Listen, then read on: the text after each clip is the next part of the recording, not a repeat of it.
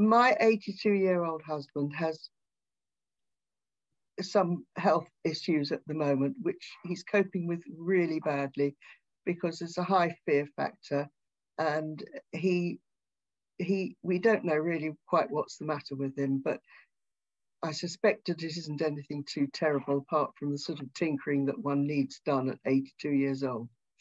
However, he's very fearful of what goes on anyway.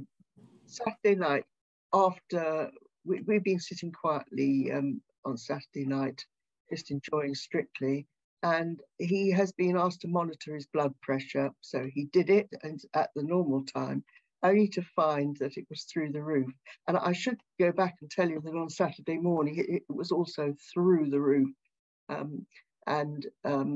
When I say through the roof, it was at the sort of point of you need to talk to a doctor. So we did talk to 111 because I was so anxious about it.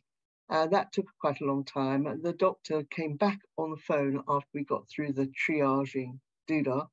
And he said, you need to take it quiet, and you'll have to monitor that. And blah, blah. Anyway, by the time we got sort of 9 in the evening and things were looking bad again, I telephoned my son and said, don't know what to do. I said, the thing is, we're both quite frightened by the height of this. And if we go to bed, nobody's going to sleep. So what do you think? And he looked it up on the internet and he said, I'm coming to get you. We're going to A&E. So we went over to a hospital where they have the best stroke and heart facilities and an A&E. And I thought that made sort of sense. But of course, where I live in the Brecon Beacons, everything is over a mountain. And this indeed was over a mountain and down the other side into Merthyr Tydfil. Anyway, we got to the hospital, got into A&E and booked him in.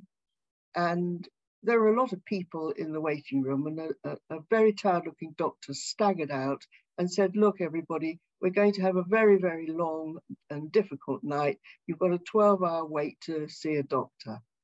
So I thought, okay, it's going to be a long one. But in any case, he was triaged very quickly. Within the first hour, he was A, triaged, and B, treated. He was given some medication to bring his blood pressure down.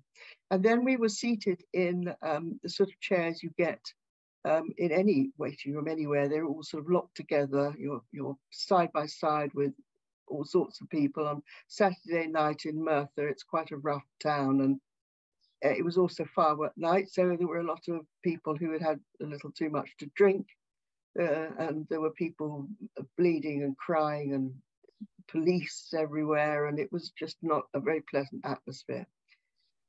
And it was also exceedingly uncomfortable.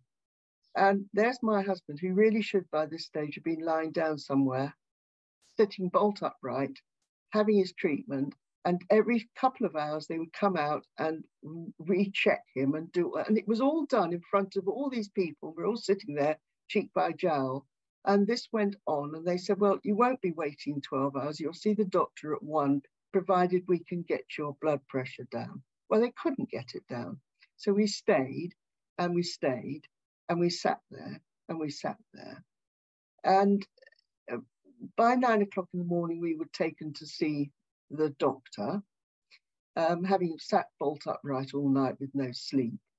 And at this stage, his blood pressure was still very high. So they said, well, we're going to keep you in.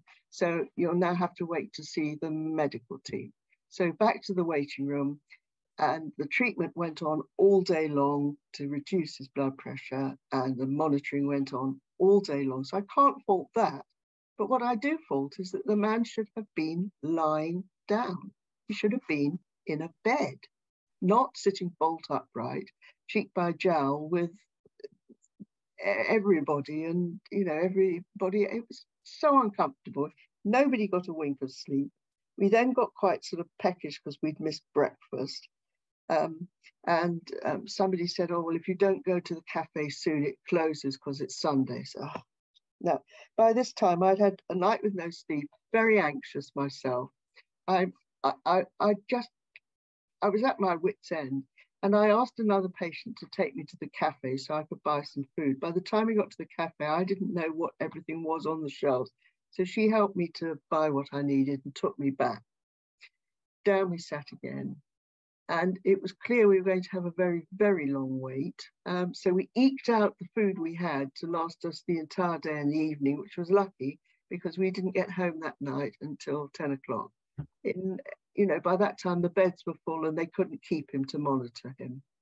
But his blood pressure still wasn't down. So, anyway, they eventually changed all his tablets and sent us home. And he has obviously had plenty of rest now, and he's having a quiet time, and his blood pressure is going to normalize, I hope, over the next fortnight. But it was the most horrible experience and a real indication of what it's like in A&E. That was it. So how did that leave me feeling? I tell you, it took me over a week to pull myself back together.